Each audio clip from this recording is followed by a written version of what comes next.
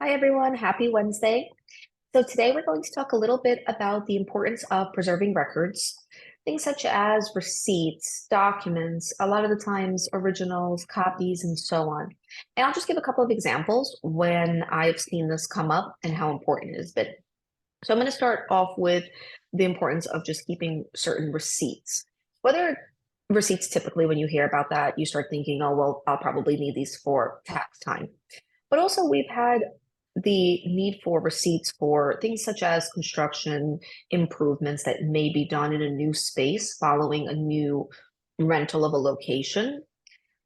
Receipts, a lot of the times, are necessary, even with various vendors, such as if you're working with a recruiter, for example, for hiring needs. You want to make sure that you're holding on to all the payments that were made, all those canceled check payments that were made, any contracts, really creating folders for each and every single vendor that you're working with, or each and every single person you're collaborating with. And it's just so important because at the time when it comes up, having to find all of that, it takes a lot of time.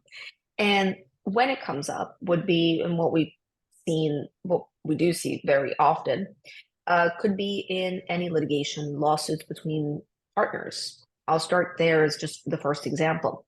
When questions arise of what were the funds spent on? Were they properly allocated?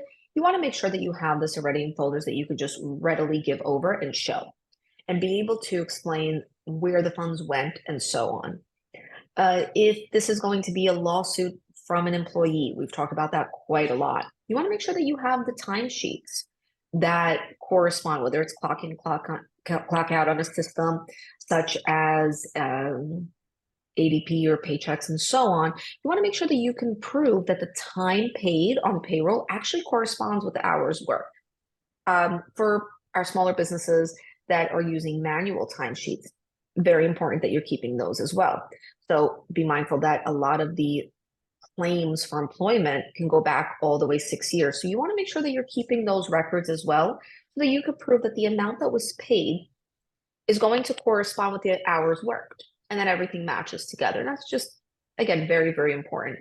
So when we say and we talk about keeping receipts, we don't necessarily mean just receipts that you would think of, like accounting and tax receipts. And I'd love to hear from Jane a little bit about what kind of receipts and you would recommend. And I know we're using that as a global topic, and also what kind of software you would use for what you've seen used for maintenance of various records, such as these receipts. Great, thanks, Irene. These are all great questions. So I'll start with our common tool. So we use QuickBooks Online right now. Mostly, we still have QuickBooks Desktop, but for the online version, we could track and record receipts directly. So we could upload them to QuickBooks Online from computer or mobile device, and it could be also from the email account. So once you upload the receipt to QuickBooks, it'll extract it and it'll create a transaction to review. And then you could edit the receipt, you could add it to the account, and you could match it to the transaction. So basically, you already created a transaction in there. So it creates a copy and you have the backup. So that's ideal, right? If you're using QuickBooks Online, it's kind of you already have all the backup in there. If you're not using QuickBooks Online, there's other softwares that you could be using in addition to that. So for example, a great tool that we're using is Bill.com. This could be done for accounts payable, accounts receivable.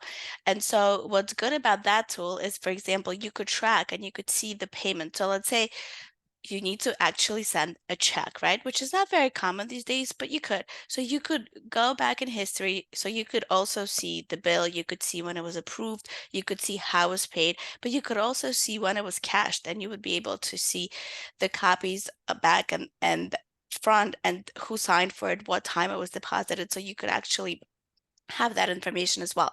And you could run reports from there. You could see what's outstanding, payables, receivables. And this is also a good sort of a cash flow tool that you could use for your budgeting, forecasting, outside of the bill.com. There's also another software that we have been using before. It's called Hubdag. You could connect different bank accounts, credit card statements, and it will fetch information. It will create as well as the statements, but you could also upload receipts and you could sort of tag them and then upload in QuickBooks Online. So you basically have copies of the statements, receipts, anything. And if you ever need to kind of get the information from there, you could always run a report. You could look for it. So it's really good. And there's other tools as well, and it's really important.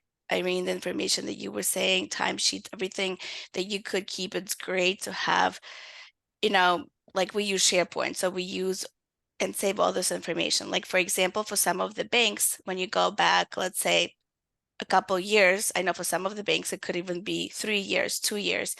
The statements are no longer available. So even though you could log in and get your statement, sometimes you might be able to go, you need to go back to earlier times and the information is no longer there. So it's important to save that information on your SharePoint, Dropbox, whatever it is that you use.